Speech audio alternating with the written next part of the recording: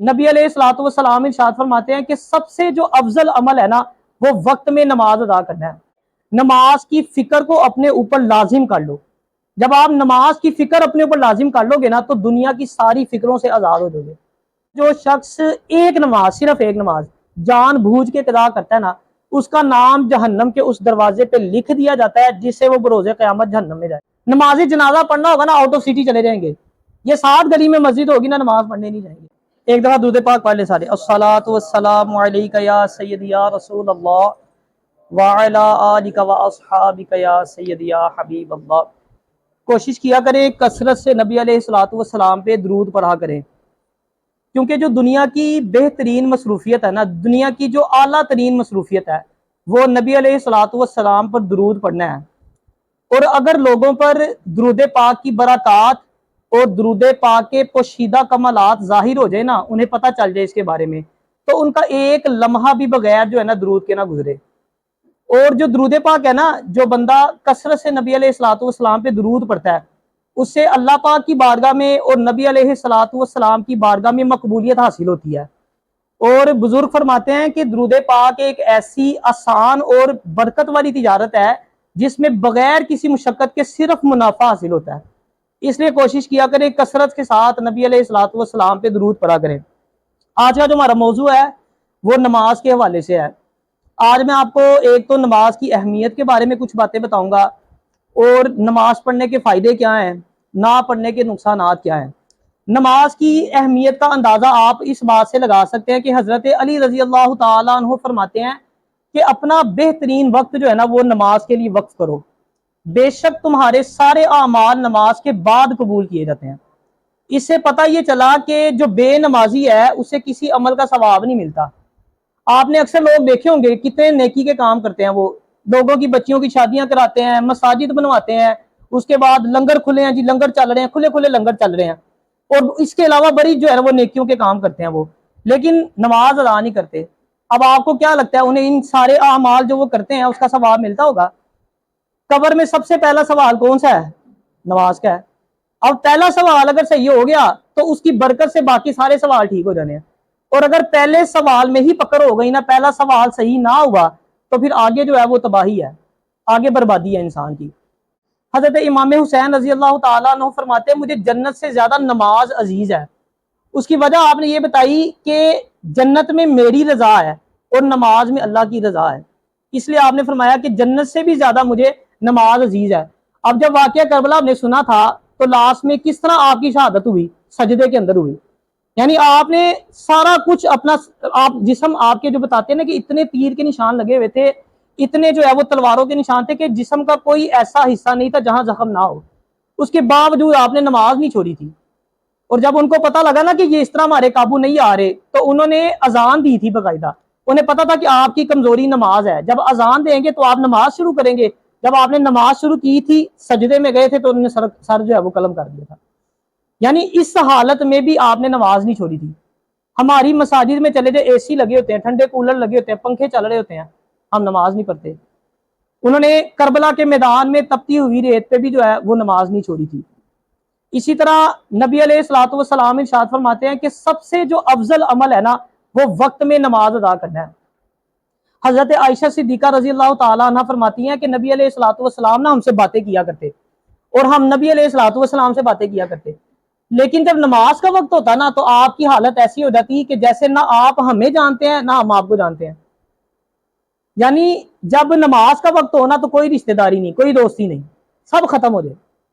सारे काम छोड़ के इंसान को चाहिए सबसे पहले जाके जो है वो नमाज अदा करे। और जो नमाज है ना, वो इंसान का ताल्लुक अल्लाह के साथ कायम करती है। हजरत उमर फारूक रजी अल्लाह ताला अन्हु के दौर में ना, एक खातून मस्जिद नबवी में नमाज पढ़ने जाया करती थी। तो एक नौजवान ना उसका रास्ता रोकता था बार बार। एक दिन उसने उस नौजवान को खड़ा करके उससे वजह पूछी कि भाई तू मेरा रास्ता क्यों रोकता है? उसने कहा मैं तुम्हें पसंद करता हूँ, मैं तुमसे निकाह करना चाहता हूँ। उसने कहा ठीक है, मेरी एक शर्त है, अगर शर्त पूरी करते हो तो मैं निकाह कर लूंगी तुम्हारे साथ। उसने कहा क्या शर्त है बताओ, मैं पूरी करूंगा तुम्हारी हर शर्त। उसने कहा तुमने 40 दिन ना हजरत उमर फारूक रजी अल्लाह ताला अन्हु के पीछे नमाज पढ़नी है। उसने कहा ये तो काम ही कोई नहीं है, बड़ा आसान का, मैं कर लूंगा जी 40 दिन। डन हो गई। उसने कहा 40 दिन के बाद मैं तुम्हें यहीं पे खड़ी मिलूंगी, फिर तुम मैं जो कहोगे, मैं जिस तरह जहां पे कहोगी निकाह कर लूंगी तुम्हारे साथ। उसने कहा ठीक है जी। डन हो गई, नमाज पढ़ना शुरू कर दी। 40 दिन गुजरे ना, अब 40 दिन बाद जब आखिरी दिन था, 40वां दिन, नमाज पढ़ के जब मस्जिद से बाहर निकला है, वहां से गुजरा है, वो खतून वहीं खड़ी थी। अच्छा, इसने अब नजरें झुकाए, वहां से गुजर गया, उसकी तरफ देखा भी नहीं। अब उसने पीछे से आवाज लगाई से, इसने कहा वो गुजरने वाले पीछे भी तो देख, तेरे लिए यहाँ पे खड़ी हूँ। उसने कहा अब कोई फर्क नहीं पड़ता। उसने कहा अब उमर ने मेरा जो ताल्लुक है ना वो अल्लाह के साथ बना दिया। यानी वो नमाज थी जिसके जरिए हजरत उमर फारूक रजी अल्लाह ताला अन्हु ने उसका राब्ता अल्लाह के साथ जो है वो जोड़ दिया, अल्लाह के साथ जो है वो ताल्लुक बना दिया आपका। ये नमाज की जो है ना वो अहमियत है, और इसकी नमाज के फायदे भी बहुत ज्यादा है। एक बहुत बड़ा फायदा नमाज का ये है कि नमाज पढ़ने से इंसान के गुनाह जो है ना वो झड़ जाते हैं। एक बार ना हजरत अबू उस्मान रजी अल्लाह ताला अन्हु हजरत सैयदना सुलेमान रजी अल्लाह ताला अन्हु के साथ जो है ना वो एक दरख्त के नीचे खड़े थे। तो हजरत सुलेमान फारसी रजी अल्लाह ताला अन्हु ने ना दरख्त की खुश्क टहनी को जोर से हिलाया, जहां तक कि उसके सारे पत्ते झड़ गए। उसके बाद हजरत सुलेमान फारसी रजी अल्लाह ताला अन्हु ने हजरत अबू उस्मान रजी अल्लाह ताला अन्हु से पूछा कि तुम मुझसे इसकी वजह नहीं पूछोगे मैंने ऐसा क्यों किया। तो जब आपने वजह पूछी ना तो आपने फरमाया कि एक दिन इसी तरह मैं नबी अलैहिस्सलातु वस्सलाम के साथ एक दरख्त के नीचे खड़ा था, तो नबी अलैहिस्सलातु वस्सलाम ने बिल्कुल इसी तरह दरख्त की खुश्क टहनी को पकड़ा और उसे जोर से हिलाया, उसके सारे पत्ते झड़ गए। तो जब मैंने वजह पूछी तो नबी अलैहिस्सलातु वस्सलाम ने फरमाया कि जब कोई मोमिन, जब कोई मुसलमान अच्छे से वजू करता है और 5 वक्त की नमाज अदा करता है तो उसके गुनाह बिल्कुल इसी तरह झड़ जाते हैं। नमाज की फिक्र को अपने ऊपर लाजिम कर लो। जब आप नमाज की फिक्र अपने ऊपर लाजिम कर लोगे ना तो दुनिया की सारी फिक्रों से आजाद हो जाओगे। और अगर नमाज की फिक्र नहीं करोगे तो फिर कहते हैं जो बेनमाजी होता है उसकी फिक्र अल्लाह छोड़ देता है, और जिसकी फिक्र अल्लाह छोड़ देगा फिर आप खुद सोचें उसके साथ क्या होगा। फिर जिल्लत जो है वो उसका मुकद्दर है, उसको कभी भी फलाह नहीं मिलेगी। देखिए सारी जिंदगी हम किसके पीछे भागते हैं? कामयाबी के पीछे भागते हैं ना। तो कामयाबी किसमें है? हम लोग नमाज छोड़ के ना पता नहीं कौन सी कामयाबी ढूंढ रहे होते हैं। हम ये भूल जाते हैं कि असल कामयाबी तो नमाज के अंदर रखी हुई है। मौजन अजान देता है, क्या कहता है? हैया अलल फलाह, आओ कामयाबी की तरफ। हम सारा कुछ कर रहे होते हैं, सिर्फ नमाज छोड़ी होती है हमने, बाकी सारे काम कर रहे होंगे, मेहनत से पढ़ रहे हैं, 10-10 घंटे स्टडी हो रही है जनाब, जब रिजल्ट आता है तो पता लगता है फेल हो गए, बरकत ही कोई नहीं है। सारी बरकतें जो है वो उठ जाती हैं। नमाज पढ़ने से जो है ना वो सारी बरकतें हासिल होती हैं इंसान को। अगर नमाज छोड़ेगा तो फिर कोई बरकत नहीं है।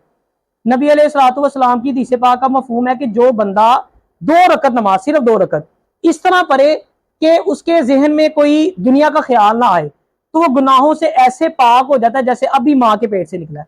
सिर्फ 2 रकत, क्या खुशू खुजू के साथ, कोई दुनिया का जो ख्याल है ना वो उसके जहन में नहीं आना चाहिए। और अगर फिर हम अपनी मसाजिद को वीरान करेंगे ना, अगर हम अपनी मसाजिद को वीरान करेंगे तो हमारे हॉस्पिटल्स आबाद हो जाएंगे, हमारे जो जेल है ना वो आबाद हो जाएंगे, हमारी जेलें आबाद हो जाएंगी। उसकी वजह क्या है? नबी अलैहिस्सलातु वस्सलाम की हदीस पाक का मफहूम है कि नमाज में शिफा है। अब आपने जब नमाज ही छोड़ दी तो फिर शिफा कहां से मिलेगी आपको? फिर डॉक्टरों के बाद दर बदर रुलते रहेंगे हम। फिर इसी तरह कुरान पाक में अल्लाह पाक फरमाता है ना कि जो नमाज है वो बेहयाई और बुरे कामों से रोकती है।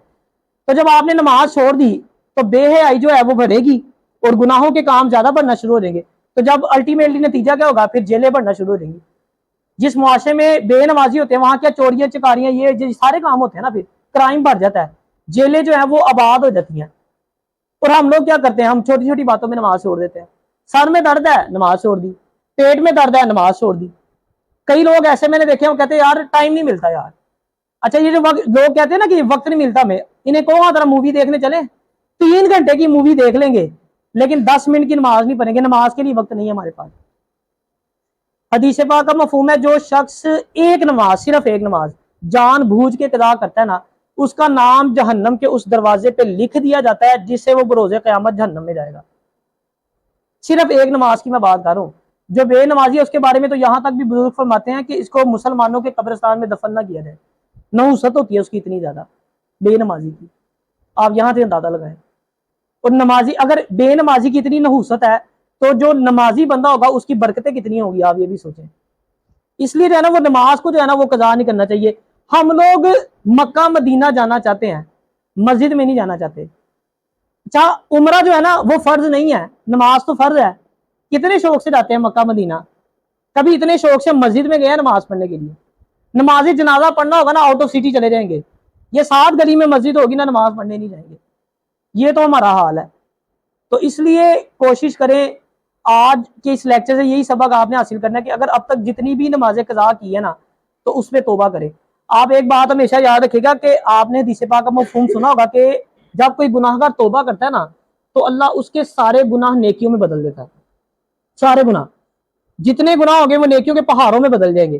لیکن نماز ایک ایسی چیز ہے، اگر آپ نماز قضا کرتے ہیں نا تو جب آپ توبہ کرتے ہیں نا وہ نماز قضا کرنے کا گناہ معاف ہو جائے گا لیکن نماز معاف نہیں ہوئی، نماز وہیں کی وہیں ہے، جتنی آپ قضا کرتے جا رہے ہیں وہ آپ کے سر پہ، جب تک وہ آپ نے ادا نہیں کرنی نا وہ معافی نہیں ہے اس کی کوئی، صرف وہ توبہ پہ آپ کا جو گناہ ہوگا قضا کرنے کا وہ معاف ہوگا، نمازیں پھر بھی آپ کو ادا کرنی پڑیں گی۔ اس لیے ابھی بھی وقت ہے، بجائے کہ زندگی کا تو کوئی پتہ نہیں نا، جتنی نمازیں قضا کرتے رہیں گے آپ کے سر کے اوپر بوجھ ہے، توبہ کریں اور نمازوں کی جو قضا ہے نا وہ شروع کر دیں۔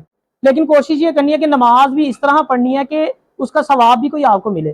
کئی لوگ آپ نے دیکھا ہوگا نماز ایسے پڑھ رہے ہوتے ہیں کہ اس سے بہتر ہے کہ نماز بندہ نہ ہی پڑھے، نہ سجدے کا پتہ کیا ہو رہا ہے، نہ رکوع کا پتہ کیا ہو رہا ہے، یعنی خشوع خضوع بھی نہیں ہے، اور آپ سجدے بھی ایسے کر رہے ہیں جیسے اس کو نماز کا چور کہا گیا، آپ کو پتہ ہے، آدھے آدھے سجدے کر رہے ہیں، ابھی اتنی دیر میں ایک دفعہ بھی سبحان ربی اللہ نہیں کہا جاتا، اور 3 باری کہہ کے اٹھ جاتا ہے، اتنی تیزی سے نماز پڑھ رہے ہوتے ہیں۔ نبی علیہ الصلوۃ والسلام کی حدیث پاک کا مفہوم ہے کہ بعض اوقات ایسا ہوتا ہے کہ ایک شخص نماز پڑھ کے نا بھی فری ہوتا ہے نا جیسے ہی، تو نماز اس کے اوپر لعنت کرتی ہے، وہ کہتی ہے جیسے تو نے مجھے برباد کیا نا اللہ تجھے برباد کرے۔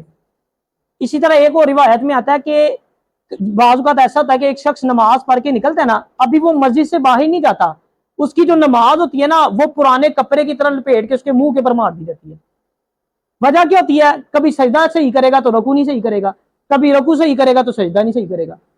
آپ نے اکثر دیکھا ہوگا، جیسے میں نے بتایا نا، کھا جاتے ہیں بیچ میں سے نماز ہی، کوئی پتہ ایسے ایسے جیسے چنجے نہیں مارتا مرغا، چنجے اس طرح، وہ ہزار ہی بات آپ دیکھیں گے نا کبھی جو تیز تیز نماز پڑھتے ہیں، تو مرغا جیسے ایسے چونچ کے ساتھ کھا رہا ہوتا ہے نا باجا، فٹافٹ فٹافٹ ایسے ہم ٹھونگے مار کے جو ہے نا وہ سجدے کر رہے ہوتے ہیں، اتنی تیزی سے ہم نماز ادا کر رہے ہوتے ہیں۔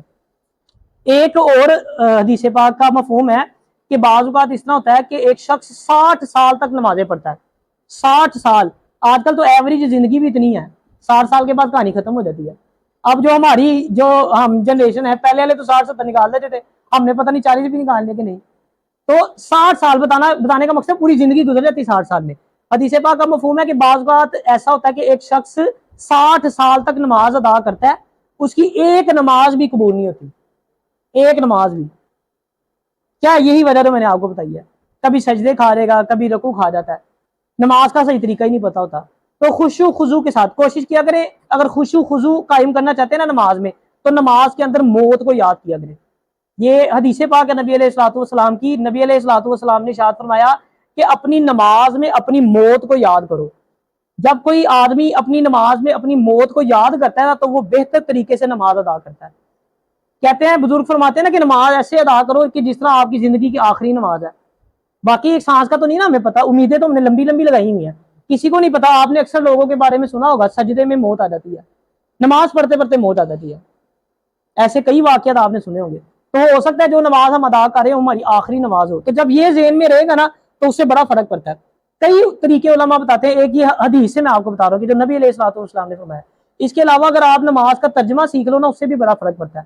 جب آپ نماز پڑھ رہے ہو، آپ کو جو پڑھ رہے ہو آپ کو اس کا پتہ ہو کہ میں کیا بول رہا ہوں۔ بعض کا تو ہم عربک پڑھتے رہتے ہیں، ہمیں پتہ ہی نہیں ہوتا ہم کیا پڑھ رہے ہیں، خشوع خضوع قائم نہیں ہو پاتا، فوکس نہیں بن پاتا۔ لیکن اگر آپ کو ترجمہ آتا ہے نا تو اس سے بڑا فرق پڑتا ہے۔ آپ کو پتا سبحان ربی اللہ کا مطلب کیا، آپ کو پتا اللہ اکبر کا مطلب کیا ہے، تو نماز کا لطف ہی اپنا ہوتا ہے، اس طرح فوکس بنا رہتا ہے انسان کا۔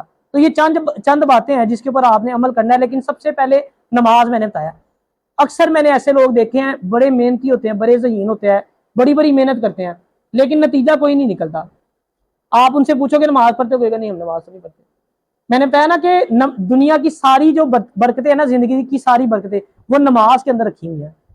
سب سے پہلے نماز، جو بندہ نمازی ہوگا نا اس کے سارے کاموں میں خود ہی برکت ہونا شروع ہو جاتی ہے۔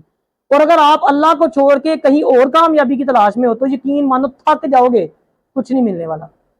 اگر آپ کے ذہن میں یہ آتا ہے نا کہ ہم نے تو بڑے بے نمازی دیکھے ہیں، بڑا مال و دولت ہے، بڑے کامیاب لوگ ہیں، وہ اصل میں ہم نے اپنا سٹینڈرڈ جو ہے نا وہ غلط وہ فکس کر لیا۔ ہم سمجھتے ہیں جس کے پاس کوئی گاڑی ہے، کوئی اچھا بنگلہ ہے، بینک بیلنس ہے، ہم اس کو کامیاب شخص سمجھ رہتے ہیں۔ اصل میں کامیابی تو نماز میں ہے، اللہ کی رضا میں ہے۔ اصل بندہ وہ کامیاب ہے جس سے اللہ راضی ہے، تو اللہ بے نمازی سے راضی تو نہیں ہے، اللہ تو نمازی کے ساتھ راضی ہے۔ تو یہ ہم نے غلط جو ہے نا اسٹینڈرڈ وہ ہم نے فٹ کر لی ہیں کہ جو جس کے پاس پیسہ ہے مال و دولت ہے وہ ہم اس کو کامیاب سمجھ رہے، وہ بندہ کامیاب نہیں ہے۔ اگر ہم امام مسجد کو کسی کو دیکھیں وہ 5 وقت کا نمازی ہوتا ہے، اب اس کے پاس کوئی بینک بیلنس تو اتنا نہیں ہوتا، اس کے پاس کوئی بڑی بڑی عمارات تو نہیں ہے، ہم سمجھتے کہ یہ نہیں، ہم دوسرا بندہ جو کلٹس میں کلٹس کہہ رہے جو کوئی لیموزین سے نکلے گا، کوئی ایسی بڑی گاڑی سے نکلے گا، ہم سمجھتے یہ بندہ کامیاب ہے۔ یہ ہماری غلط فہمی ہے، یہ تو قیامت والے دن پتہ لگے گا نا کہ وہ کس لائن میں کھڑا ہوا اور یہ جو بندہ یہ کس لائن میں کھڑا ہوا ہے جو 5 وقت کی نماز پڑھ بھی رہا ہے اور پڑھا بھی رہا ہے۔ اللہ تعالیٰ ہمیں عمل کی توفیق عطا فرمائے۔